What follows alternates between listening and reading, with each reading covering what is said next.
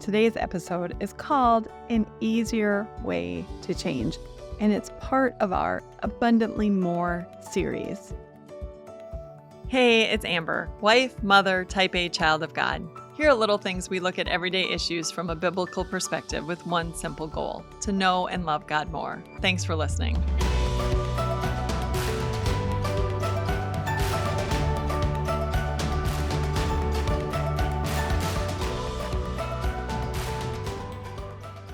So often we feel like we're stuck in a rut.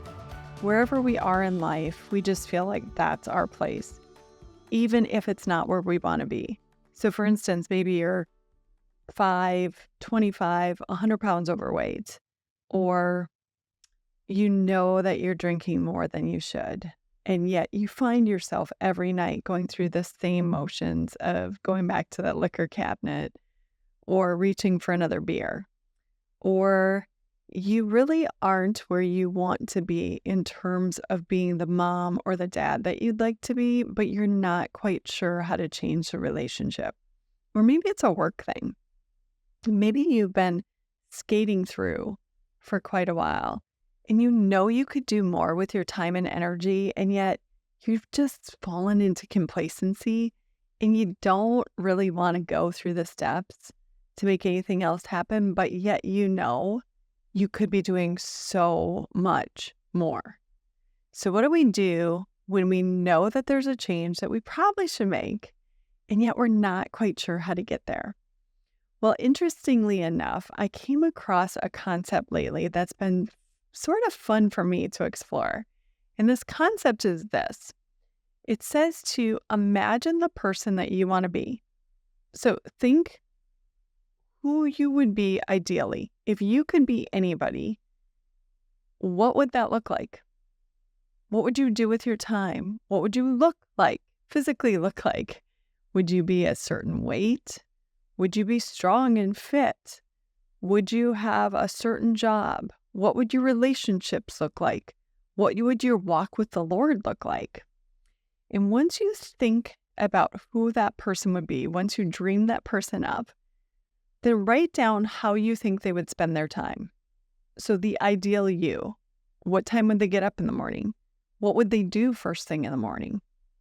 Would they eat breakfast, or are they not a breakfast person? Do they go to the gym? Do they read their Bible? Do they read a book every night before bed, or are they sitting on the couch watching Netflix?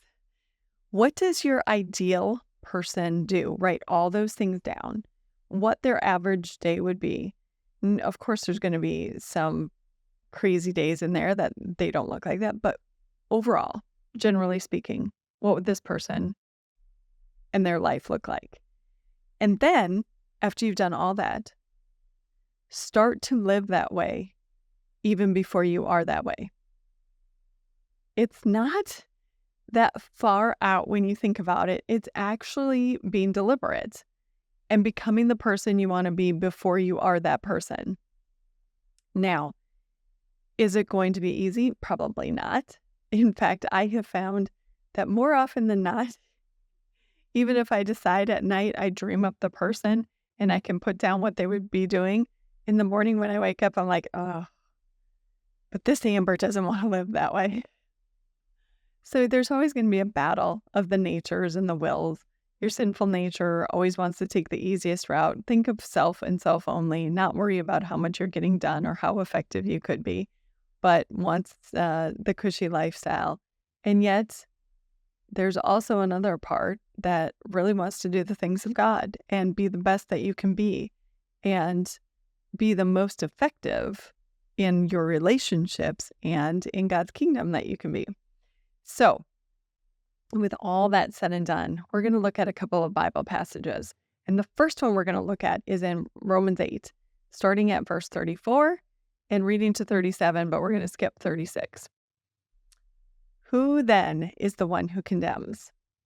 Now I'm going to stop right there, because a lot of times when we're stuck in our rut, we are condemning ourselves, and we're even thinking that maybe God condemns us too. Again, when you're stuck in that cycle of drinking, and it's what you're doing every day, and you know you don't want to be doing this, and there's this self-loathing that comes with it. Or when you have fallen off the bandwagon again and you've gained back a bunch of weight, there's a self-loathing of, oh man, I've screwed it up again.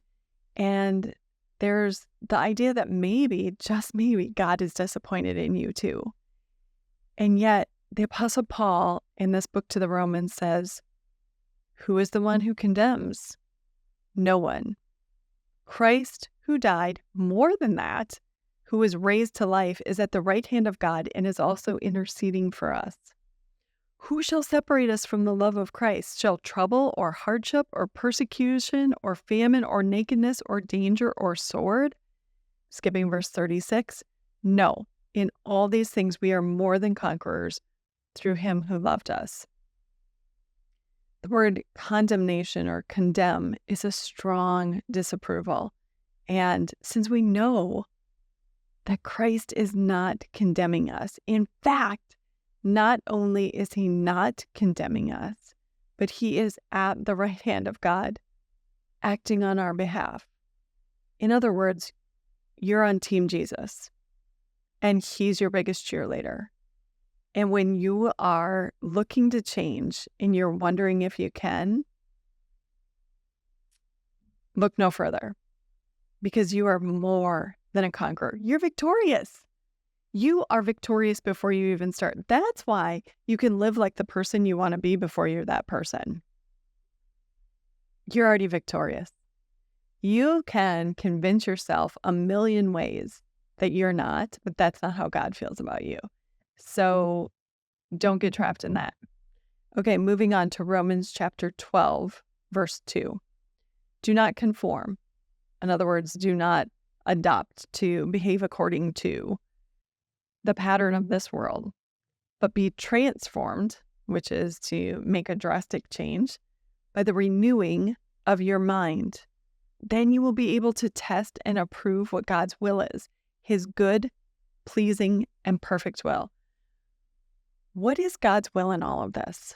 Do you think that it's God's will that you just throw in the towel and stay stuck with a house that you can never get clean, that seems overwhelming, with this weight that you can't seem to take off, that drinking issue or smoking or swearing or cussing, using God's name in vain? Do you think that's God's will?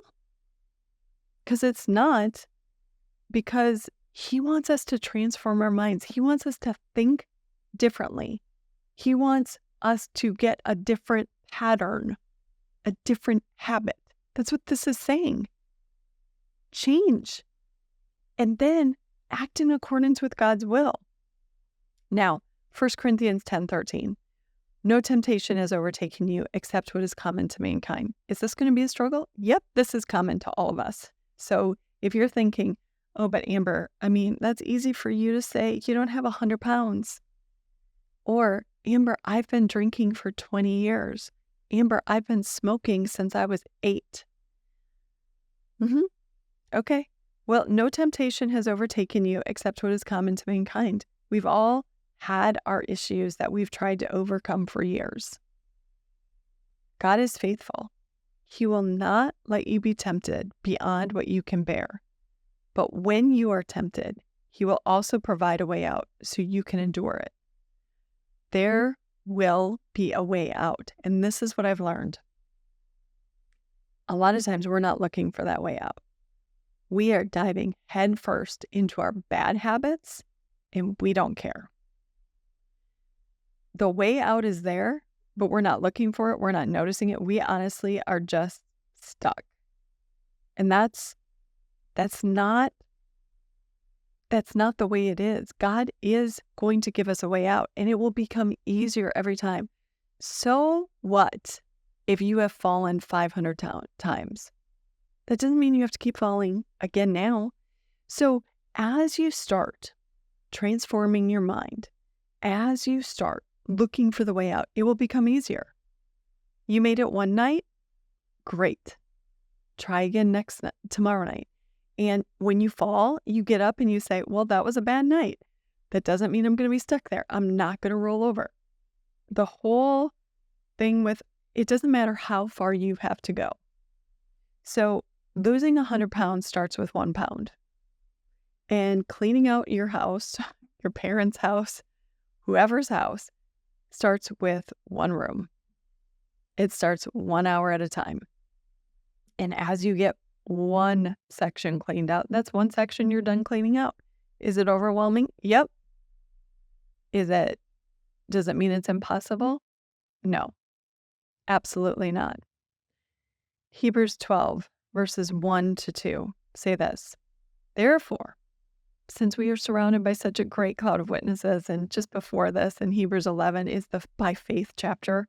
It's this wonderful chapter of the Bible where the writer of the book of Hebrews tells us about how all these patriarchs in the Bible lived by faith and how even though it wasn't easy, they trusted God and he got them through these incredible situations. So the whole chapter 11, it's the Hall of Fame where we call it the people who live by faith. And then the writer goes into saying, therefore, since we are surrounded by this great cloud of witnesses, since we have the testimony of all these people, since God made sure to include their stories in the Bible, let us throw off everything that hinders, every little thing that gets in our way, and the sin that so easily entangles.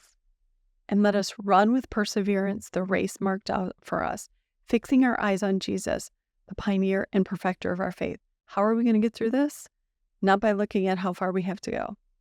We're going to get through this by looking at Jesus and looking to Jesus for the strength that we need to get through.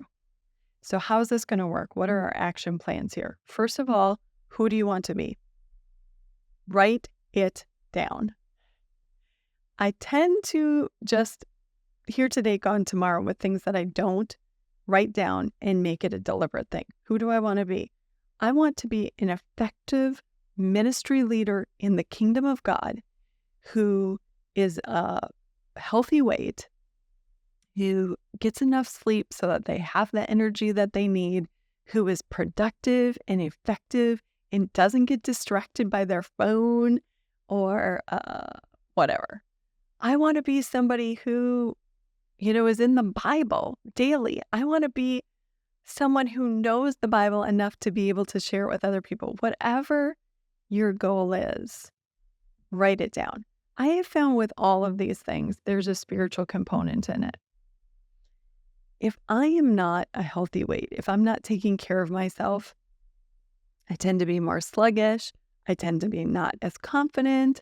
I tend to fall into other areas of sin, like watching more TV or sitting on my phone instead of running with perseverance, instead of being energetic and doing the things I need to do. When I'm not in the Word as much, man, oh man, it is a series of dominoes that fall.